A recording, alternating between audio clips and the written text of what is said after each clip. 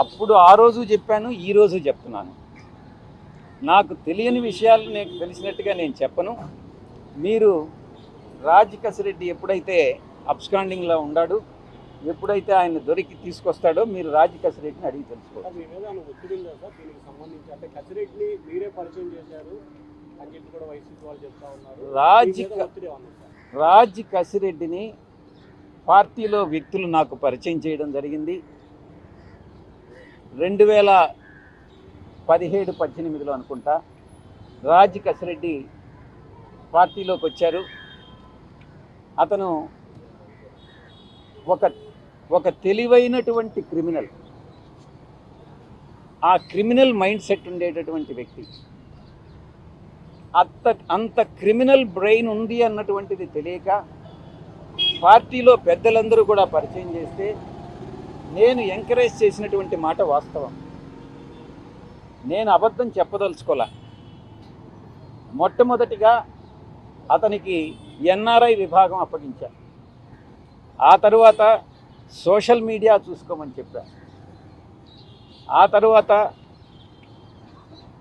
ఈ ప్రశాంత్ కిషోర్ గారు అక్కడి నుంచి వస్తూ ఉంటే ఆయన మనకు కన్సల్టెంట్గా ఉన్నప్పుడు ఆయనకు ప్రోటోకాల్ అంతా చూసుకోమని చెప్పడం జరిగింది. ఈ రకంగా పార్టీలో అతి ముఖ్యమైనటువంటి బాధ్యతలు అతనికి అప్పగించింది నేనే, ఎంకరేజ్ చేసింది నేనే. ఈ విషయంలో నేను తప్పు చేశాను అన్నటువంటి భావన ఈరోజు నాకు కలుగుతూ ఉంది. ఇంత దుర్మార్గపు వ్యక్తి ఏ రకంగా నన్ను మోసగించాడు అన్నటువంటి విషయం నాన్నే ఆశ్చర్యానికి గురి చేస్తుంది. ఎవరి నుంచి? మీరు అడిగే ప్రశ్న చాలా స్పష్టంగా అడగాలి. మీకు ఒత్తిడి వచ్చిందా అని కాదు, నాకు ఎవరి దగ్గర నుంచి ఒత్తిడి వచ్చింది అని మీరు భావిస్తున్నారు? ఆయన ముందు జవాబు చేస్తుంది. జనరల్గా మీరు ఆ పార్టీ నుంచి బయటకు వచ్చి ఉన్నారు కదా, సో మీరు గతంలో 5 సంవత్సరాలు అక్కడ ఉన్నప్పుడు ఎపిసోడ్ గురించి మాట్లాడలేదు, బయటికి రాగానే ఎపిసోడ్ గురించి చర్చ వచ్చింది. మీరే రాజ్ కసిరెడ్డి కర్త కర్మ క్రియ అన్నారు కాబట్టి, సో ఈ రాజ్ కసిరెడ్డి వెనక కొంతమంది పెద్దలు ఉంటారు కాబట్టి ఏమన్నా ఒత్తిడి వచ్చిందని యాంగిస్తారు అంటే ఆ పార్టీ నుంచి ఏమైనా? 5 సంవత్సరాల పాటు మీరున్నారు, అతనితో కలిసి ఉన్నారు, అప్పుడు మాట్లాడలేదని అంటే అప్పుడు మీరు అడగలా, నేను జవాబు చెప్పలే. రాజ్ కసిరెడ్డి కర్త కర్మ క్రియ అని చెప్పారు.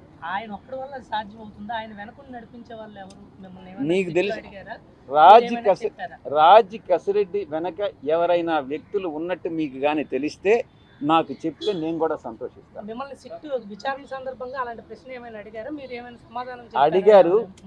రాజ్ కసిరెడ్డి ఒక సాధారణమైనటువంటి వ్యక్తి. ఆ అథారిటీ అతనికి ఎవరిచ్చారు అన్నటువంటి విషయం సిట్ నన్ను అడగడం జరిగింది. నాకు తెలియదు అన్నటువంటి విషయం చెప్పాను.